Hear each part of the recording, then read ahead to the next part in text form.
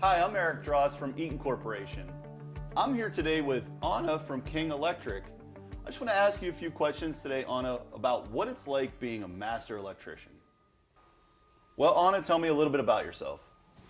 I've been in the electrical field for about 7 years now. The last 4.5 I've been with King Electric, and I do residential electrical work primarily, a little bit of commercial, and yeah, full-time electrician, also mother of 2, and that's what I do.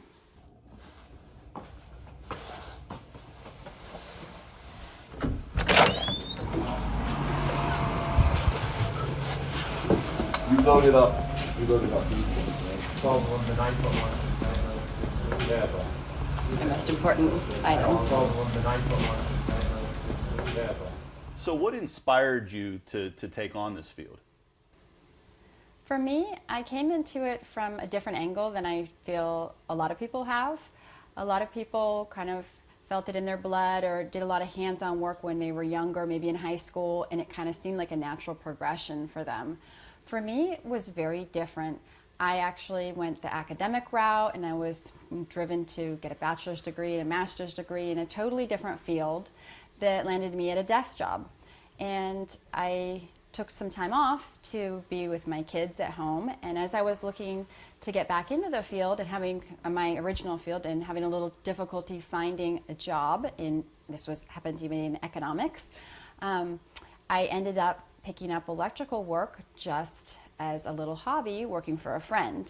And it caught on to me just kind of like wildfire. I became really happy, and suddenly I felt excited to go to work every day, and I changed my mind about what I wanted to do career-wise and decided I wanted to take this electrical hobby seriously.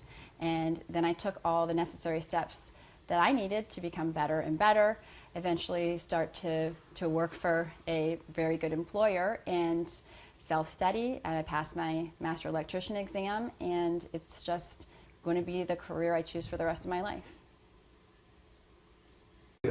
Software, so that generates the job, that generates the inventory list, that generates. We don't have the inventory list linked onto this right now, but we'll like put a tag for materials needed and write them in the notes and stuff.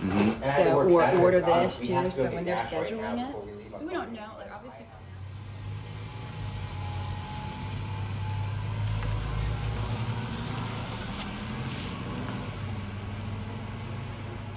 So can you explain maybe what your experience has been like? You know, some of the highs or lows.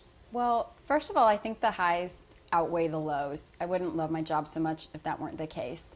The highs, like I said, is producing achievable results and literally being able to go and meet with a customer and see the excitement on their face when you finish the job for them. Maybe you rewired their kitchen. Maybe you fixed something that didn't work before.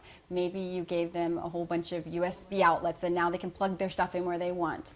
But you really feel good when you're leaving and you're tired because you got a full day's work and you know that somebody's home is way better off than it was before. It's just a positive feeling. And getting that positive feedback from customers and from my coworkers just makes me feel kind of like a happy buzz. The lows don't come as often, but there's a lot of them that are kind of in my past. Sometimes it can be challenging to explain things to a customer or maybe to get them to respect you right away. Sometimes I find that they won't be trusting, or they'll give more eye contact to a male that I'm with, and there can sometimes be a little frustration in that. But usually, even if it is a challenge, it's something that I see getting better and improving a little bit every day. So definitely the highs outweigh the lows.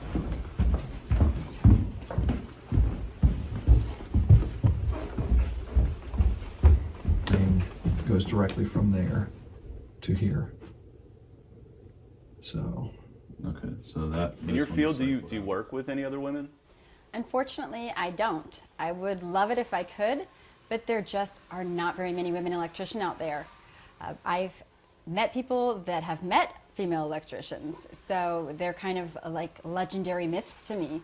And I've heard that it's about 3% out there. Don't quote me on that number, but there's just so few in the field that I would love to be able to answer that question differently one day. I just have to, I don't want to have too much weight. You have to be really picky. Right. The channel locks didn't quite make the cut, you know. So my little tiny one in here does. Yeah, this little buddy makes the cut. You know? It's This is a real tiny cut. one. Yeah, I like that one a lot. So do you have any advice that you'd like to give to anybody that wants to break into the electrical industry? I do, and most of all, it's basically getting them to understand that that's an option for them that's even on the table in the first place. So I think a lot of times the challenge isn't saying to a female that wants to become an electrician, now how are you going to be able to do it? It's actually getting them to realize, hey, it's okay to want to do this in the first place. I think a lot of the reason that there's so few women electricians out there is because, unfortunately, being an electrician is sometimes, or being in a trade at all, is sometimes seen as an option for somebody that's not cut out for college, which I just want to state that that is absolutely not true. Many people are cut out for college, and many people still want to become electricians, or they actually go to school to study electrical work, how to be electricians. So I feel sometimes for women it's maybe 2 steps away because people forget to encourage them to do it. And then after that spark has crossed their mind that maybe they want to get into this field, the thing that I will say is you do not have to have any prior experience to get started, because everybody has to start from nothing. And so just be fearless, ask lots of questions, and don't be afraid if the other guys around you have a little more experience with tools, or they know, or they think they know a little bit more about construction and things like this, that whatever little bit of experience that they have, soon through deliberate work and study, you can surpass that. Mm-hmm. So just go right through it and just be fearless. Right. It's worth it to have. So you got to get used to it or get a new set. Yeah, like if I had to borrow, I think there's been a situation where I had to borrow, like I literally, like somebody else went away with all my tools and drove away with that van too, and then we got a call at the end of the day, and so then I've literally used Justin's. He's like, just use all my tools too, and it's like, it's so weird to have. Yeah. Every single one feels a little bit wrong, you know. Yeah. It's like cooking in somebody else's kitchen. I don't want to do that. Exactly. Like, Yeah. Did you have any mentors coming into the industry? I would say I've kind of been mentored by a number of people. First on that list was the person who first allowed me to be his electrical helper and trusted me to work hard and believed in me when I knew literally nothing. So I'm sure I was a huge time commitment on him having to show me literally everything, but I'm just so grateful that he expended that energy on me. And then also I feel like after a few different jobs, I kind of found a mentor in Joe from my company, from King Electric, who is another person who firmly believed in me. I appreciate that he saw my resume and met me and started to realize that this person's smart, this person has potential, and kind of believed in me. So he definitely realized I was an investment. A lot of people out there, a lot of employers out there, would-be mentors aren't, because they can really only see what a person can do right then. I feel like a real mentor is somebody who is an investor, really. They believe in you, and so they get kind of a vicarious excitement in seeing you succeed because they know that they saw that in you in the first place. So I do feel that support and encouragement from Joe and from the other people that I work with are just really supportive of one another. But then the panels get nicer. Like the more that you do, even if you're not trying to deliberately make it nicer, like since your movements get more efficient, they just automatically start to look nicer.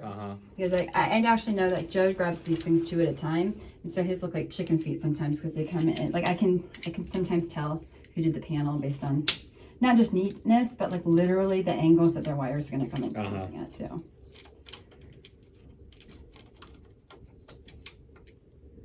Mm-hmm. So is there any advice that you'd give to men to help encourage the women coming into the field? Absolutely. And I feel like it starts in the home. It starts with husbands and fathers, making sure that their daughters and spouses recognize what they're capable of. And It's honestly the exact same in the field. When you're working alongside of a woman, making sure that you recognize where she can shine, give her those opportunities, make sure she's not getting brushed aside, and really be an ally and just help empower. I definitely have found that in my workplace. So I know that that is out there, and I'm really happy to know that that is completely achievable. Then I moved to California for a year, back to New Orleans and Hurricane Katrina hit, and then I was in Ohio, Kansas City, North Carolina.